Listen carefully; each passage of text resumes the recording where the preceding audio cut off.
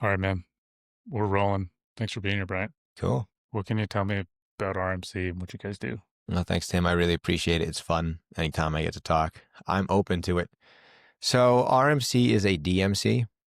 That stands for Destination Management Company. We are a branch of event planning, and you can think of us as a concierge and an event planner for groups coming into a destination.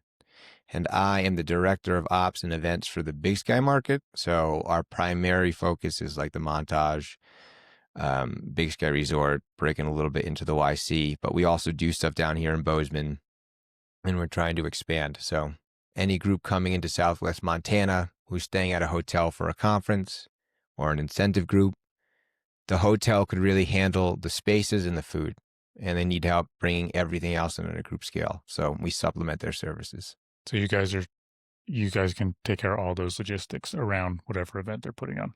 Correct. It's like from touchdown to leaving. So it's just like the moment people get off the plane. We don't book airfare. We can make recommendations to the hotel, but we don't do the rooms. Those go direct. We are everything in between. So as soon as you step off the plane, we'll have someone staff at the airport. We will put you in the shuttle. We will send you to the hotel. We will book activities. We'll book activities or transportation to those activities. And then special lunch coming in with dinner, activations, different entertainment acts for events on site or helping to rent offsite venues and putting on events elsewhere. How similar would you say you guys correlate to, say, a wedding planner? Well, again, we're in the same spoke. So it's just like the same basic industry is event planning, and there is a formula that goes across all event planning, but we don't do weddings.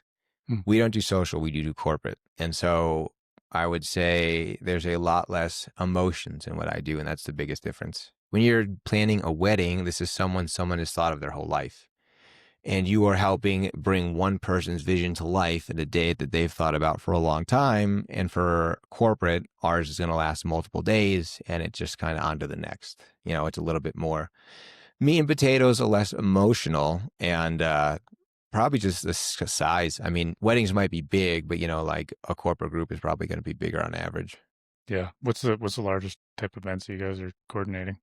Well, that depends on the office. So we have a Big Sky office, but we have, I think, 10 offices across the country. And so it really depends. You may be well aware that Big Sky holds some serious limitations, not only in hotel rooms, but just size of venues. So for us, for Big Sky, a big group is 200. I think average is like anywhere from 40 to 85 people is probably the sweet spot. And then like we get a lot of groups around 100, 120, but 200 in Big Sky really pushes that max. And then we have offices in places like Denver. And sometimes I think they've done programs as big as 2,000 people, but it's just kind of what the venue could hold. Yeah, I think a lot of people don't understand the logistics of Big Sky unless you're here. Yeah, it's interesting. There's a few interesting things about Big Sky and Bozeman calling in the surrounding area. One thing people would be unaware of is just how many types of resources we have. We actually have a lot of entertainers. We kind of have some funky decor. We have interesting vendors, but our vendor pool is very shallow. So it's wide, but it's shallow. So you have one or two people you could rent tents from. You have 3 or 4 people you could rent furniture from. I have one fire spinner, one aerialist. I have these strange things, but I don't have many of them in kind of the more standard stuff. I said like tables, chairs, furniture, tents, all that. You have very limited resources. And here, what's interesting is that all event seasons overlap. You go to bigger cities, they kind of can change. And it's really like what I would do would be more fall, spring, holiday, summer, not as busy. Maybe weddings are still big in the summer, but here everything happens in the summer. We have 5 months, mid-May to mid-September, and that's extending a little bit more into October, but every fun thing, every corporate event, every wedding really happen over those 5 months. So if you are looking to come into Big Sky and you really want to plan and be efficient with your budget and what you have available, you do need to think ahead because there's just so much competition for the same resource on any given day during the busy season. Yeah, it's always I can't stress it enough when people are planning to plan ahead. And my drivers are saying it all the time. They almost feel bad when we're taking clients to Big Sky and they're asking about all the things they do. And they're like, I kind of don't want to even tell them because they're going to go to do them all and it's all going to be booked up. It's a little easier for activities. Activities like, yeah, if you really have something dead set on, you want to book ahead, but it's a little easier in the summer to find a spot, especially if it's only like one or two people for activities. It's different when you get a request for 32 days before. But as a one or two people, like if there's something you're dead set on wanting to book, please book ahead. But that's not quite what I'm talking about. It's more resources for events, just because, a tent may take 2 or 3 days to set up, break down, and have at the event. And I only have so much labor available to set up tents. We only have so much tents. And it's funny because of that, prices are a little bit higher here than you might expect. And so people get upset. But it's like, if you're upset with this, what do you think the price will be when I bring this in from Denver or Salt Lake? It's not going to get cheaper. So more on the event side, I think you need to plan a little bit more ahead. On activities. Again, if you're dead set on something, please book in advance, but you have a little bit more time on activities because you also during the summer have probably 2 or 3 people per category. Hi, folks. Quick note from me. If you don't already know, the goal of Mountain Mule Media is to build real connection between Montana's businesses and the people they serve. If this episode or any other has given you something worth thinking about, smiling at, or passing along, I've got a small ask. Share it with a friend, text it to someone, post it in your story. That one simple action helps these businesses get seen, grow, and thrive, and it helps this show keep going. Thank you for supporting these Montana businesses. Now back to the show. Yeah, I guess there's definitely some monopolies out here, isn't there, as far as you're saying vendors and choices? It's just limited. Yeah, well, I just think it hasn't caught up. I've been in Bozeman 8 years. I come from New York City. I grew up professionally in New York before I moved here, and so I have some biases, I would say. But the event world out here is okay. People have some grand ideas. People have attempted some cool stuff, but production-wise, it's kind of off a beat. And I think in terms of what I do, there definitely could be more vendors. And I think more are coming. And as you've had more out of state, you've had more money, you have more people coming from places where events have been bigger. And in an age of social media where people can see what's going on, more is coming. But I think some of these monopolies are simple people too slow to react or even too slow to change. And so it's been really interesting. I've been in my role for 3 years.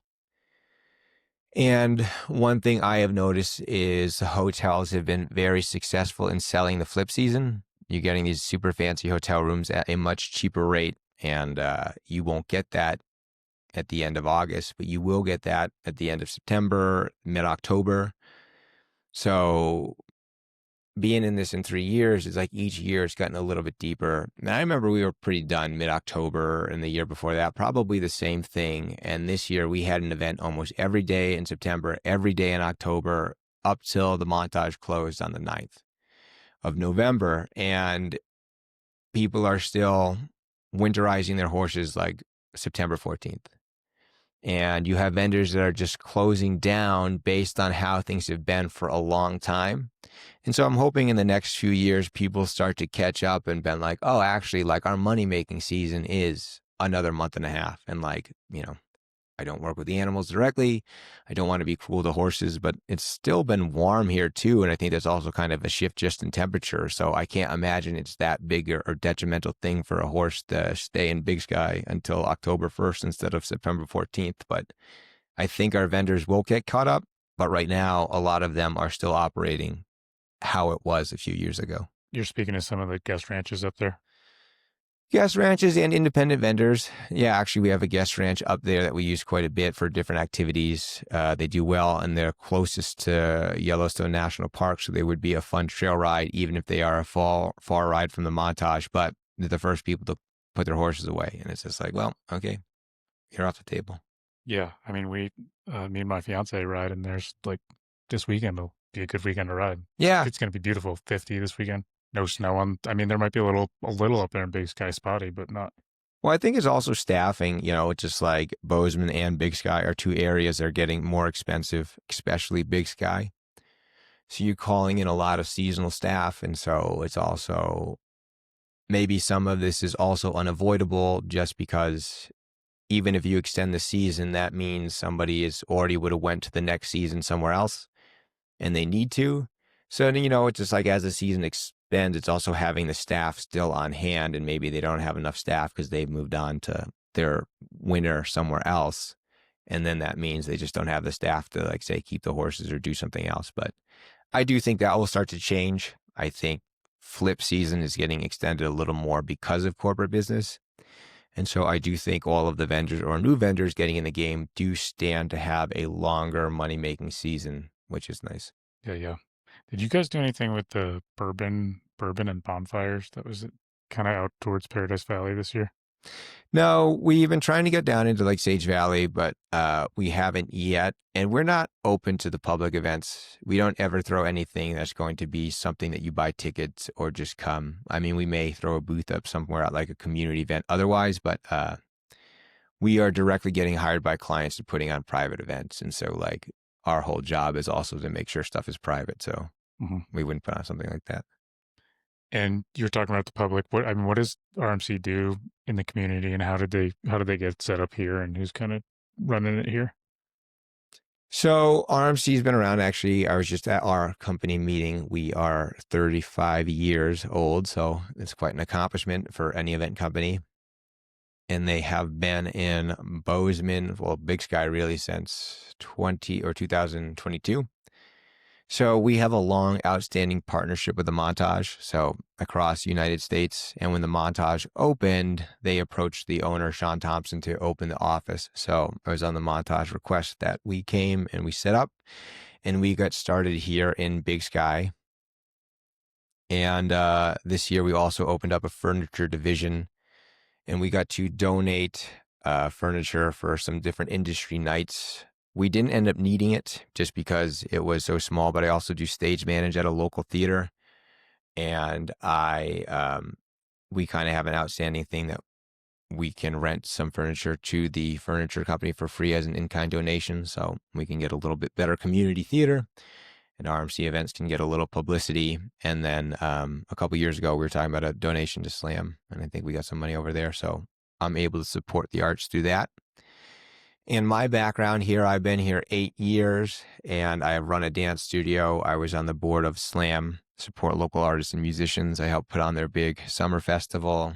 I have volunteered and stage managed at The Verge. I have really been deeply ingrained in the art community. Even one of the first big projects I did was start a film festival. And the thing that I get the most joy out of my event is I have been able to bring different local vendors up and help them craft a live experience to sell to the corporate market. Because we all know art sometimes can definitely use new funding. And so this is directly using your skill as an experience to tap into a rich market coming into Big Sky. And I like that part. And I think that's a big thing that we get to do, which is nice. I got to bring a local artist up for an event, and we did a jean jacket workshop at 320 Ranch. We hire a local astronomer from the college who comes up, brings up telescopes, and gets to showcase the night sky. I hired aerialists that I had at my old dance studio. It was funny explaining them to the head of security at the Montage, where they just had like an independent hoop they're swimming around, and he's like, so how are they attached? And I was like, body weight. I don't know if he liked that so much, but so that's kind of another way that we actually do get to support other local businesses. Is we are a local DMC, we're an event planner, and we're telling the story of the place we live, which is nice, which is also, I think, something that really does separate us from our competition.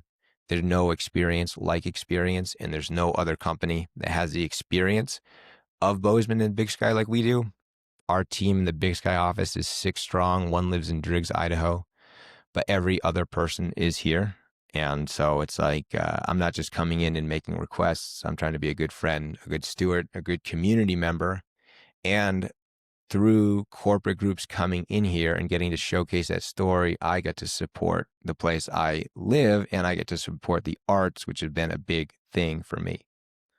That film festival, you said it was 2018? It was 2018 and 2019. We were the BZN International Film Festival. And in 2020, we were a COVID casualty that killed us right in year 3. And I know this isn't about me, but I do actually, can I say one kind of side story? Absolutely, yeah. I'm gonna derail to you either way. So wherever you want. That's mine now. And I get to talk about myself. Thank you. I'm not one who really sits in compliments. I give a quick thank you. I take a lot of pride in my work and I do it just to do it. And I don't need your accolade to tell me. But that was one of the best professional compliments that really stuck with me that I thought was very, very cool.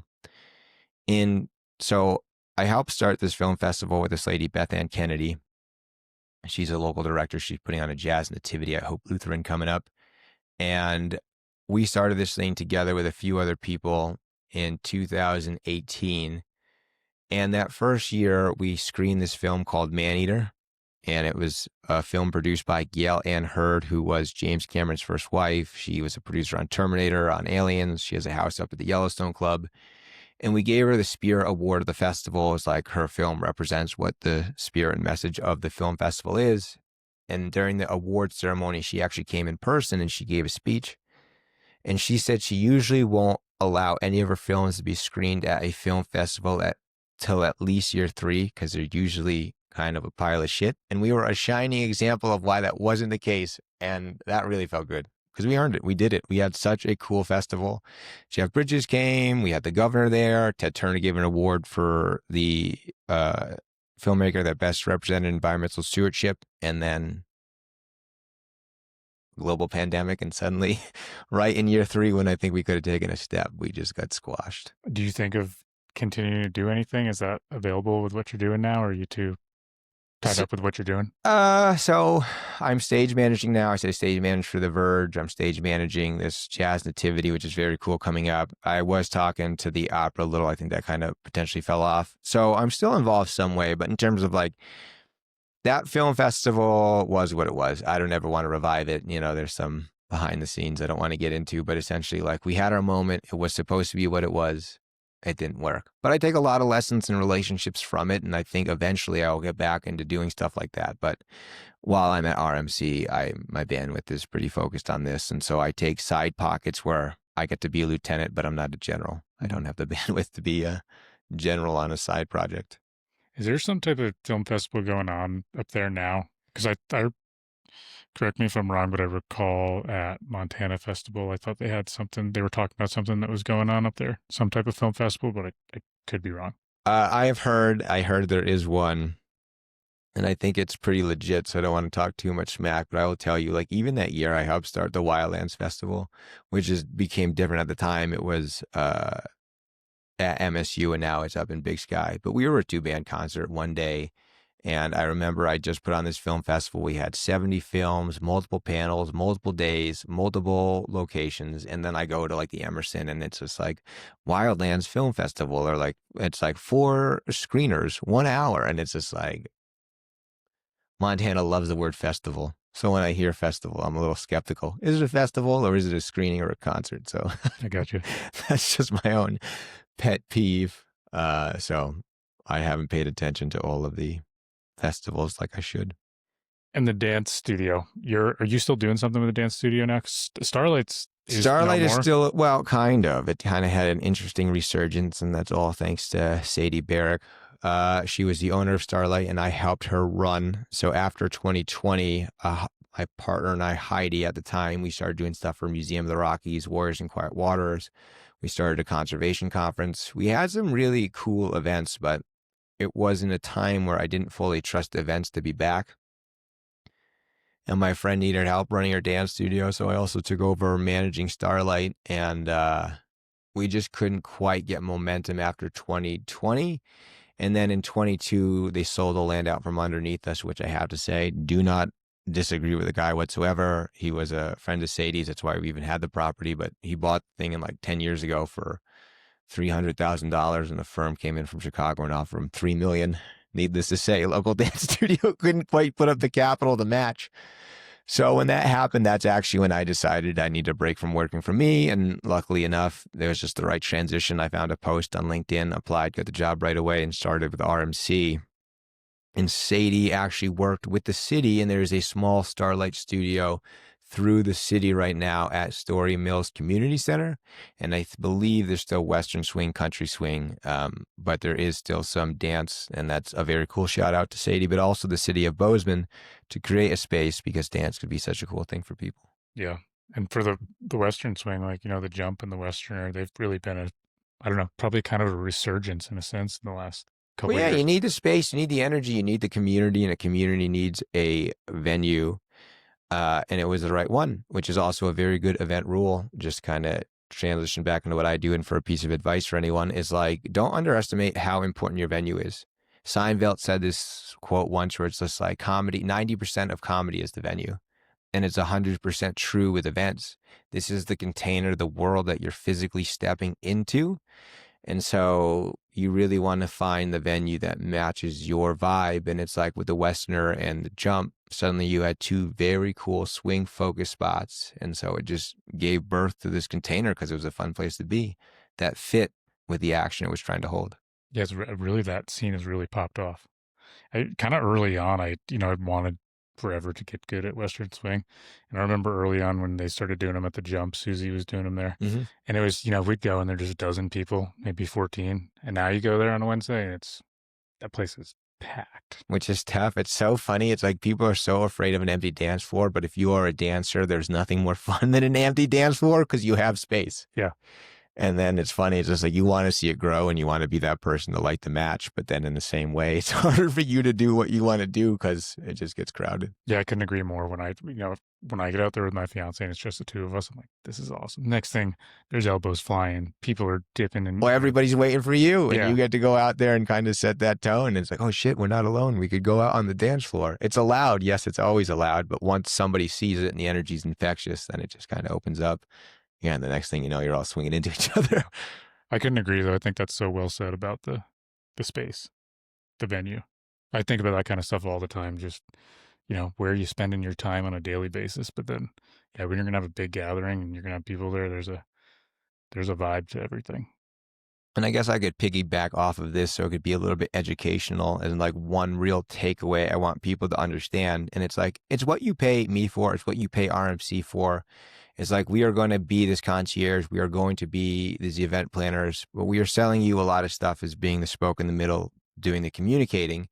You're paying us for management because I understand what an event is. And for all of you looking to plan something, you really need to lean into your limitations and be specific. And what I mean by that is all an event is, what would you say is an event? Actually, I'm going to put it on you for a sec. Maybe it's a gathering or celebration of a group of people. I'd say it's like a located gathering of people to maybe to celebrate or to come together, for community to come together. Location is the key word in that.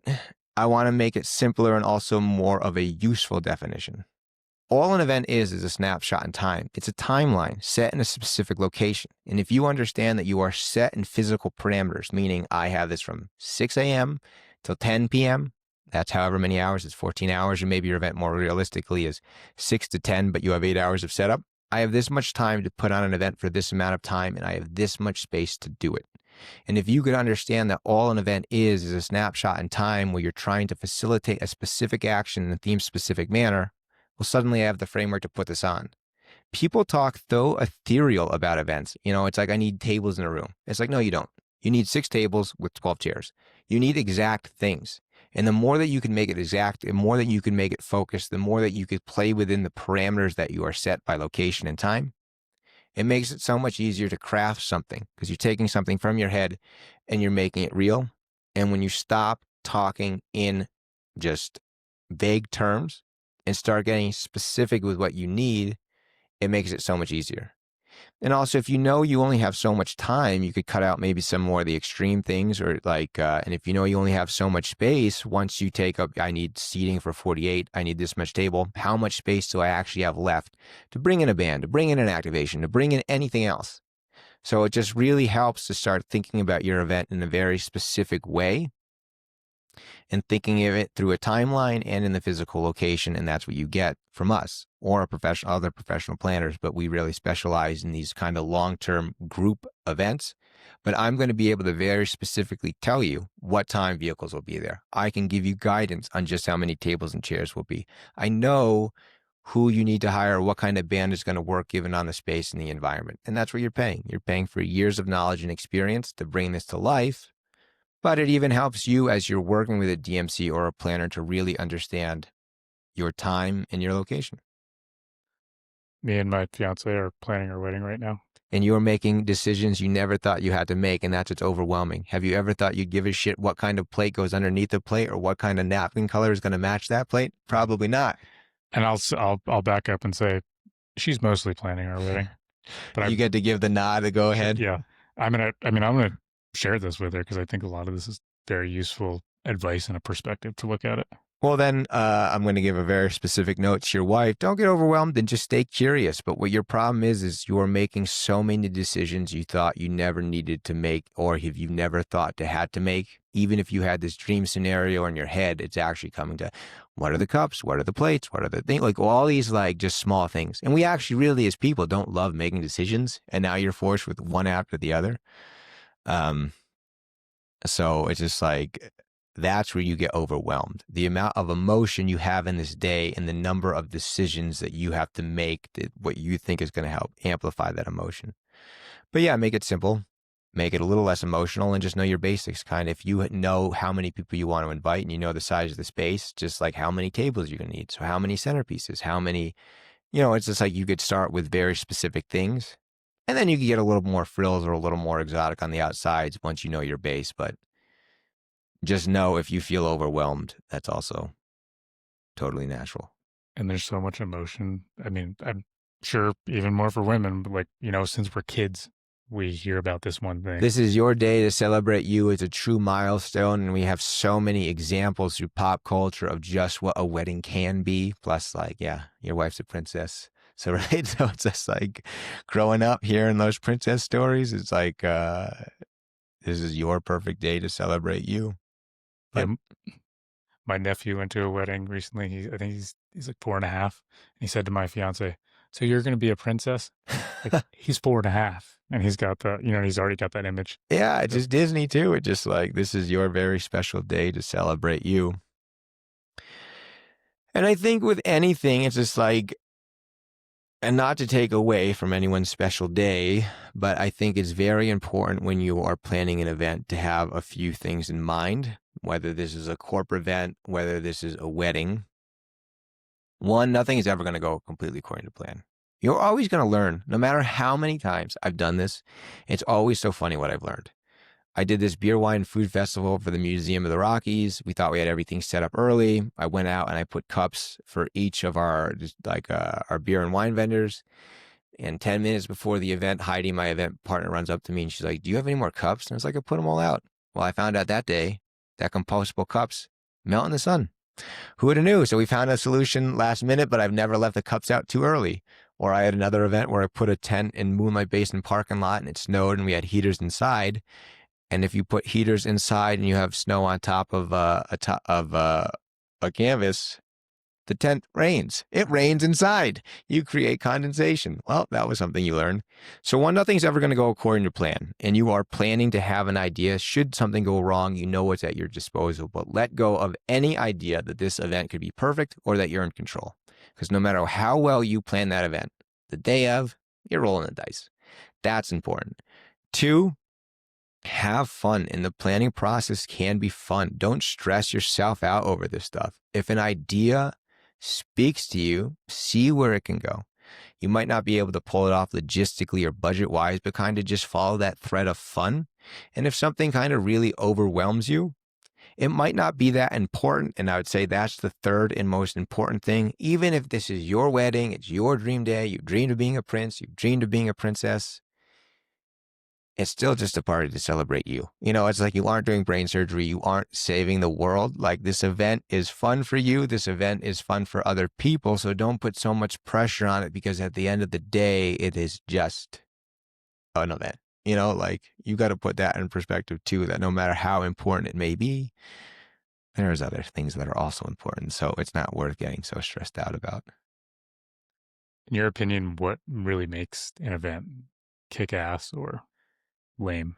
Well, people, it's just like the thing that I like about what I do, and I don't even have social media, is so much of our world is digital. And as we have so much shit on the horizon about AI and all these people talking to fake people on computer screens and how much time you're on it, this is a chance just to celebrate the physical experience of being alive face to face with someone else. So the crowd and the people and actually buying into the event, I think, is a huge part of what makes it successful. But there's no simple answer. If I was to give you one thing to help spark that crowd, it's what we already talked about: venue. Your container has to make sense. As a planner wise, you might have budgets, things might be a mismatch. Certain events are just going to be better than others. There's certain causes, there's certain things like a performance or even like what the event is about that's going to speak more to its community, and there might be more participation, and some events are going to be better. So outside of venue, it's hard to give you an answer, but what can really change is just management. And I've already made the point that an event is a snapshot. It is a timeline. You have beats. This happens at 9. This happens at 9:05. This happens at 9:15. And in order for it to happen at 9:15, this person needs to be in stage on ready by 9:10. I need the music queued up at 9:11. I need the video queued up at 9:18. I need these beats to happen. And the moment that I miss a beat, I am suspending, or you are helping or hurting someone's suspension of disbelief. And I kind of made mention, and not to talk smack about a place that I live and love, but like that's where it's behind. You go to these shows and it's just like, why do we have a break? Why is this taking so long? And so it's just like, what makes a successful event is a variety of things. What separates event from being good to professional is being on time and being on track. And that's very important, is like, it's a show that's being directed in real time, and somebody needs to have the reins on that steering wheel, or else you really can lose a lot. When you say the suspension of disbelief, can you elaborate on that a little bit? Yeah, for sure. It's just like a good event is an experience. I am transporting you into my world. And so it's just like the venue does a lot of work. Do not, if you're going to invest in decor and stuff, make a cool entrance. Separate from the world I stepped in into the world that I stepped into. And for these amount of time, I get to celebrate whatever I'm celebrating with you. Or here to talk about this or learn about this. But I'm coming to this event most likely because I have a vested interest in being there. But I want to create a world and somebody that could get lost. As I again stated before, we're in such a digital age. So if I have the privilege of being able to host an event where I have people who connect in real time, it is my responsibility to just let you enjoy that without having reminders of like, there's time wasted, there's wasted energy, that there's dead space, there's dead air. It's so easy for somebody just to like get bored for a second, look at their phone, start scrolling. They're interested in this. Oh shit, I read this email. And it's like, we are in such a work focused place in the US too, that you're always looking. Any moment that I screw up on stage or through the logistics of the event, in which case there is dead space, that's time somebody's picking up their phone and now all of a sudden their mind's elsewhere instead of being next to you. So I want us to suspend disbelief in the fact that like we can just be present and enjoy this thing that we all came to. And if I can help the wheels on the bus stay on track, that means I am helping you stay present, which means the rest of the world can fade away. And so you're in that suspension of disbelief, and that I am getting to enjoy my physical space in this moment and not so worried about all the shit that's going to be there as soon as I step out of this place. I don't want that world to come in. When I have you, I want you to be in my world, even if it's as simple as a corporate dinner. And obviously it's easier if it's like a very well themed, like cooler event than like just a dinner, somebody's there. But still, if I could keep it on track and keep people engaged and not giving a reason for people to not buy in, the event will be better. Yeah, that makes complete sense. I think of a really good movie, especially if you go see it in a theater, and you don't miss a beat that whole movie. You're not even spacing. You literally go into that reality for that continued time. Yeah, and it's a movie theater is such a simple venue. There's not that much to it, but yeah, I'm with you. I love the movies, have always loved it, and it's so sad to see like the movie industry just in crisis of just like, we want to sit there, and today it's so easy to be distracted by stuff. But just going to the movies is like, I'm buying into this. My phone's off, I'm looking here, I'm in it, and I could be so much more surrounded and immersed in that movie because I'm going to the movies and buying into this experience instead of sitting home, having it on casually and getting distracted by whatever number of distractions. And you could tell me if this ties into anything you do with dance, because that's what I see with dance. You're so you get so in that zone. You're not on your phone. You're in that moment dancing. And I think that's something meditative and very cool about dancing, because it really keeps you there. If it's a good band, you'll stay out there and you'll keep going and you're sweating and you're having fun, and you're there. There's many, many, many, many, many, many things I can talk about dance, but I'll be quick. And just to give a background, I used to lead ecstatic dance. I used to teach ecstatic dance, and I would actually teach ecstatic dance every Sunday before I had chemo on Tuesday because I never felt sick in the process of dancing. And what it can do for you in terms of dance is like we're in our head all the time and we have all of these emotions and we think that we can just describe an emotion. But if you're just describing an emotion, you're living it here. And in dance, you're taking however you feel, that nervous energy, that angry energy, that sad energy, and you're moving it through your body. So you're no longer just thinking about an emotion, you're actually experiencing it. And so dance could be such a healthy way to connect because you're no longer in your head, but you're in your body. And that's how it becomes meditative, is you're actually getting to feel things. And it's just like people are so nervous to dance. They're scared, and that first real emotion is anxiety. Well, if you're kind of fidgety, just fidget. If you're nervous, just kind of get it out of your head and just let your body feel what that is, because it's also the feeling of being alive. And when you dance, I said you're out of your head and your body, and that's what makes it so healing and so good for us. Yeah, and I know you said you'll be quick on it, but it's just the history of dance and in our culture, and there's so much there that's so cool. And I had that experience even when I started. I wanted to do it forever, and really because you'd see a guy take a girl out on the dance floor, and you're like, damn, he looks so cool. I want to know how to do that. Yeah, I can touch a girl and not be creepy. Yeah. All right, please. Yeah, I'm in. But I mean, to see the partner smile and the fun and the chemistry, and then when you start jiving together, I was really into it for a while. It's almost like I burned it out a little bit because I almost did it too much, but it was therapeutic in so many ways. Yeah, it's a different language. You're learning a language with your partner, not in words, but in physical emotions. And I get it, man. Dance has been such a major part of my life. And I kind of explained kind of a brief encapsulation. And then from there, I had such big plans. The world had other plans with it. And in this year has been a very sad year for me. And it's been the one year where I've really meditated and not wanted to dance. It's felt a little bit too performative for me. Although I did just get to go perform and be a backup dancer for a drag performance at this weird gala. And that was fun because I actually was a performer and people were really looking at me. But I need to take a break from it. And it's funny, there's like the biggest dance practice that I follow is this thing called the 5 rhythms. It's taught around the emotional cycle, and it goes anxiety, anger, sadness, joy, compassion. And the rhythms are actually flowing, staccato, chaos, lyrical, and stillness. And in the last one, the last rhythm is stillness, that we all need time to rest. And so like you might be burnt out now, but maybe in a few years, like I know I'll be back again, but it's just like rest is still part of the dance. It's giving you the energy and the strength and kind of the time to find inspiration, because I think at some point again, you'll find it's fun again. Yeah, I grew up farming, and I'm always referencing everything in seasons. Just There is my a season, entire life, yeah. and I just have to, in a sense, honor that season for what it is, and not just don't force it if it's not there. 100%. There is real, like that's winter. If you look at our seasons, like winter is a season of rest, and like the body needs its own winter. I feel like we're so backwards sometimes with our winters in Montana, because for my company, it's our busiest season too. Yeah, man, people come to ski. Yeah, so, but I just honor those seasons and don't force it too much. Well, I think that's important. Like, yeah, your, I guess, rhythm might be off of what the world is. And sometimes I know I have felt that when we really fight the bigger energy, you could take a lot out of you. But I think it also means that when you have time to have rest and be at peace, take that time. Put your phone down for 5 minutes. It's like if you have time in the day just for yourself, it's so easy today to get distracted and just pick something up. But listen to yourself and find pockets of rest when you can. Yeah, that's great advice. I don't know if you want to talk about this at all, but you said the dance for the chemo. What was, are you comfortable talking about any of that? 100%, man. I was actually going to Last Best and telling a story 3 minutes at a time about the good that came into my life from cancer. I have a very weird story on that, so I don't know how much we want to digress, but my mom and I started treatment on the same day for 2 variations of the same cancer.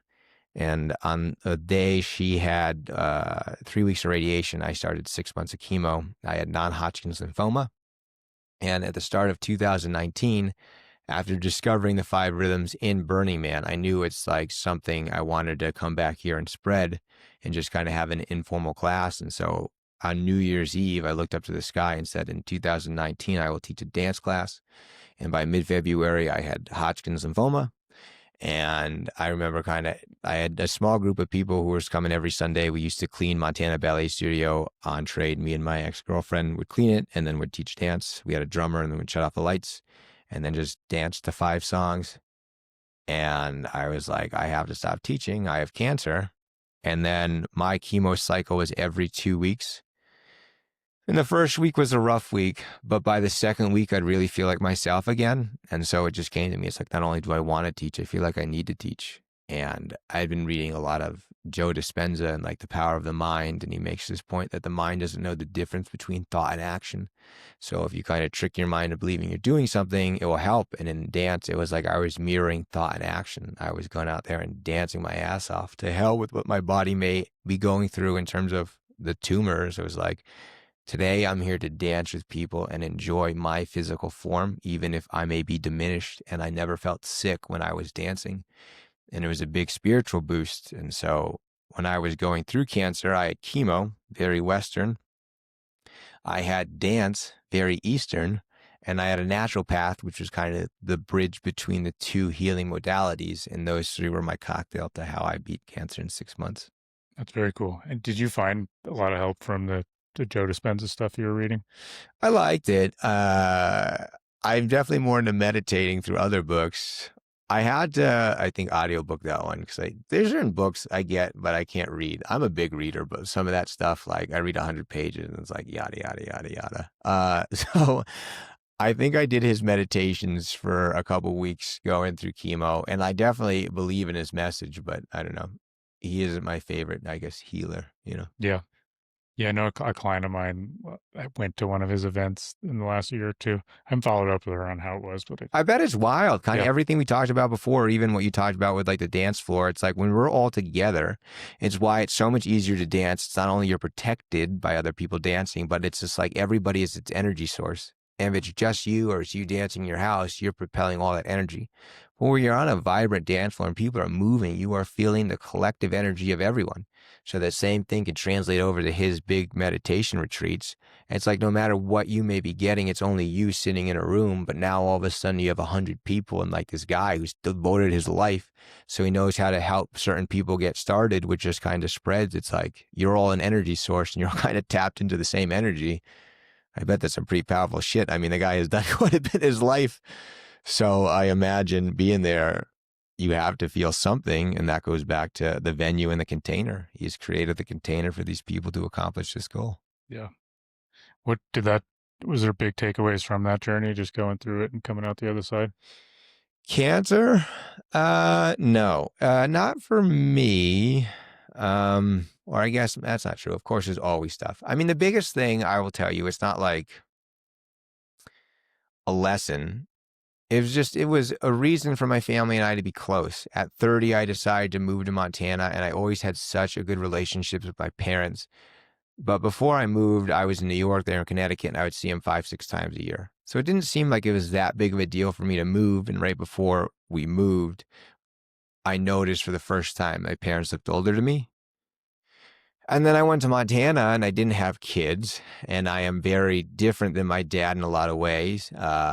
He is a very, very kind man to me and many people, but he's also a white Republican accountant from Connecticut. So in some ways he is who you think he is. And I'm kind of one apple that fell far from the tree. And while I have a professional sheen, there is really a hippie side to me. So we weren't always aligned, I'd say, in purpose in life. We didn't have kids. And now all of a sudden, physical location, we were so far away from each other.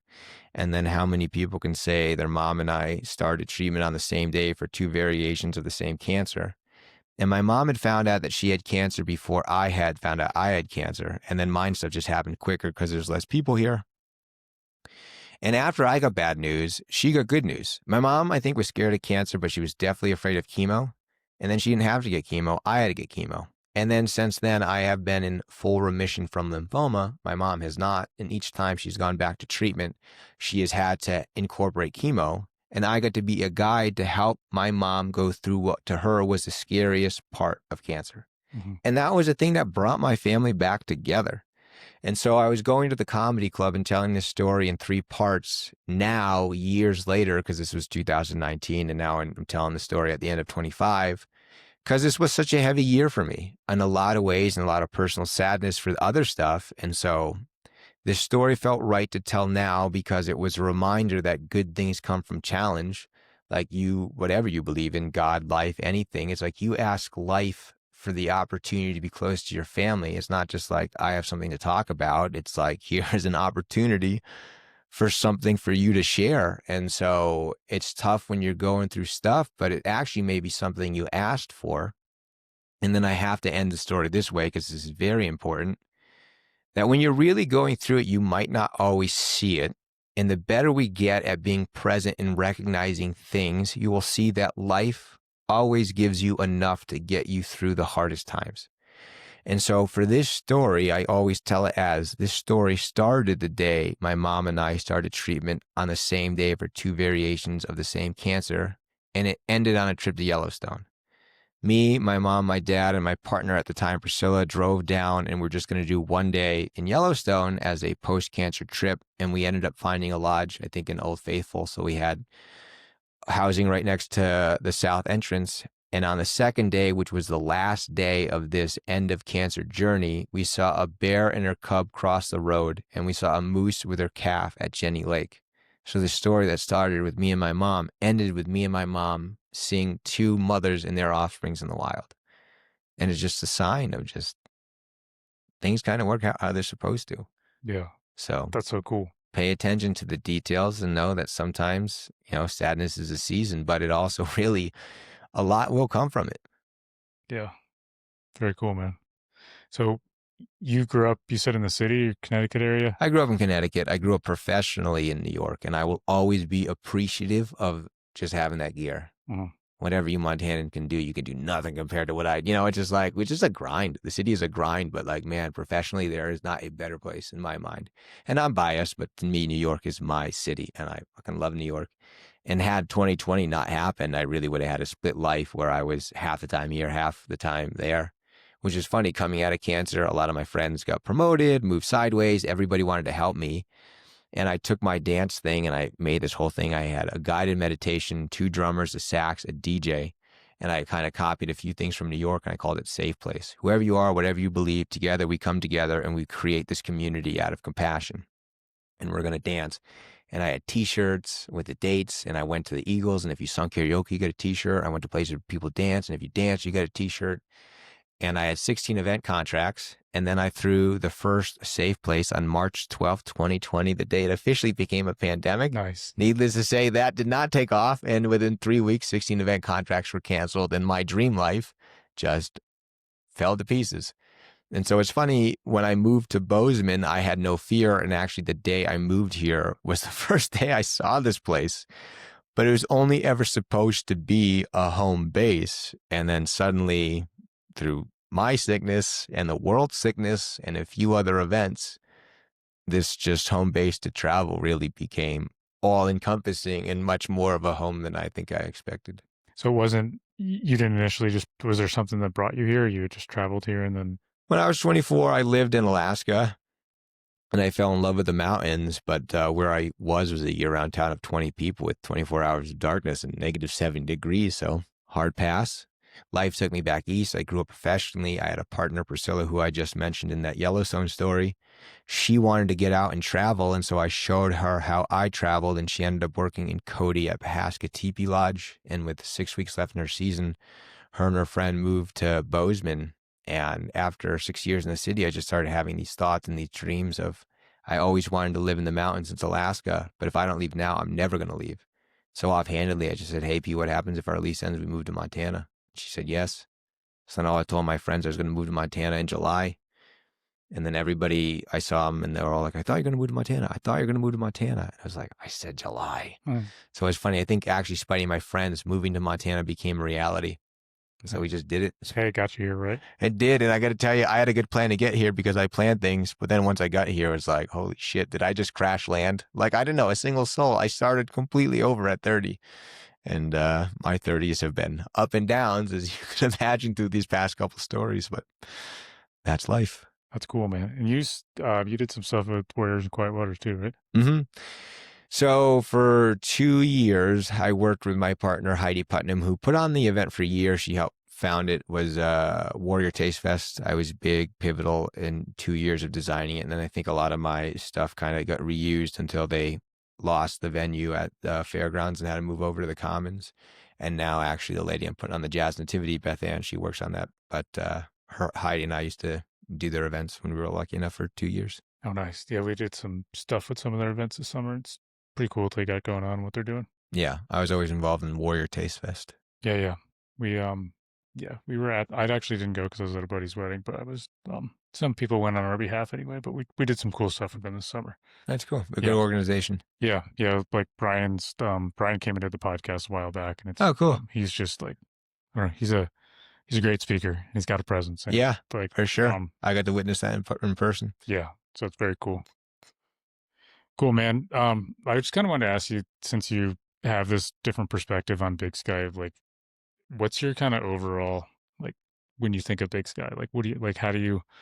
I'm asking a very vague question, but it's such a unique area. And is there like, do you have any thoughts on what it'll become long term or what it is now? I really did like the analogy of the different islands, because that's a very Yes. Okay. So how it operates, I won't get into all my feelings on Big Sky. I think there's a lot of hope as to what it's going to become. Who can say? You know, it's been the upcoming Vail, whatever. They are doing a lot of constructions or even building another hotel. But I think if you are looking to come to Big Sky, especially as a group coming to Big Sky, I think what you need to understand is just how it's laid out. You could really draw a giant Y, and in the middle of that Y, there's a mountain rising up. And it is a series of islands. You have 191, where there's a lot of activities and restaurants. That's the main road that connects West Yellowstone to Bozeman. So you'll be driving that road to get there. And then within Big Sky, you have Town Center, you have the Montage, you have the Yellowstone Club, you have Big Sky Resort, you have One and Only, and Moonlight Basin. And each one of those is kind of a place that has everything you could want, but obviously only so much of each thing. So if you don't have a way to get from point A to point B, you're really kind of stuck in your given island. So really make sure you have your transportation planned ahead, either rent a car or, get in touch with Tim or with us, and we can get a shuttle for you, but you'll definitely need it, or else you'll kind of feel a little stuck. So I think that's important. And in terms of, I think, what Big Sky become, they're really trying to do stuff. Big Sky Resort is getting a little bit more involved in stuff. They're looking to build a new venue. 2 other smaller hotels are going in right in Town Center at the lobby, or where the Wilson, kind of right in Town Center. We definitely need more amenities, so it's kind of a thing that I hope for, but it is growing and there is a lot of demand. I know it was just ranked as a top destination from some polar magazine, and so we've definitely seen it in 3 years how much demand is coming. It's just whether or not the construction is going to quite keep up, but there's a lot going on for Big Sky. Yeah, I think that was well said. Just the dynamic, and I think it never gets said enough, but there's no Ubers up there. So no, people don't understand that. I get that question all the time. There's not, and like you may be able to find some from the airport, but maybe not, and you definitely will not be able to book an Uber like from the Montage to the airport. It's just not worth it for the drivers. Yeah, and yeah, you're really rolling the dice if you got a flight to catch. Yeah. So make sure you plan, especially how you're getting to or from the hotel. Well, this was fun, man. Where should anyone go if they want to contact you guys and find out more about? The best is really the website. That starts anything. I'll give you my contact if you want to put it in the thing, but just let's RMC. So the company is Resource Mountains Cities, DMC, destinationmanagementcompany.com, rmcdmc.com. That'll give you an overview. You'll see kind of everything, and it's just you can put in requests. It'll get sent to us, as we do have offices all over, but there is not a specific Big Sky tab. Also, you're always welcome to come drop in, but usually our clients are coming from abroad. They're not local, but we have an office just in the main building above Christie's, Suite 202, 11 Lone Peak Drive. So you always should come talk to us in person as well. If anyone wants to find you, and you said you're not on social media, I'm in LinkedIn. Okay. I'm so professional that way, but like Facebook, Instagram, all that stuff. I had it when I ran a dance studio, and I'll say my favorite part of not running a dance studio, it's not following or being on social media. I understand that also makes me 50 years older than I actually am, but I'm proud to say I'm in the old generation that didn't have social media. It's smart, man. I run all of our company's stuff through a second phone or the computer. So I don't have any social media on my phone, like literally nothing. So for me, it's a mental health thing. One other distraction I do not need. I went to college in 2005, so it was like the second year of Facebook when Facebook was only a college .com, .edu, and then there was no Instagram and all that stuff. And so I had it at the time, and then it just like as it became whatever, I just decided it wasn't worth it for me. I'm right there. Well, maybe I'll put your LinkedIn in the description if you Yeah, want. please. No, definitely do that. I'm proud of that. I've put a lot of work into my career. You can see that. And also it is a way you can message me. And then you directly, if you're looking to come to Big Sky and just talk to the Big Sky office, it cuts out having to kind of go through the higher up corporate step. So yeah, please put that in there. Cool, man. It was fun chatting with you. It's a cool Same. story and appreciate your time. Same. Thank you, Tim. Yeah, thanks, Bryant. Thanks for listening, folks. You can find the full blog post for every episode, along with key takeaways and links at mountain-mule.com. If you haven't yet, consider following the show. That one small action helps these Montana businesses get seen, grow, and thrive, and it helps this podcast keep going too. If you know a business that would be a good fit for the show, we'd love to hear from you. Just reach out through the website or social. Thank you for supporting these Montana businesses. See you on the next show.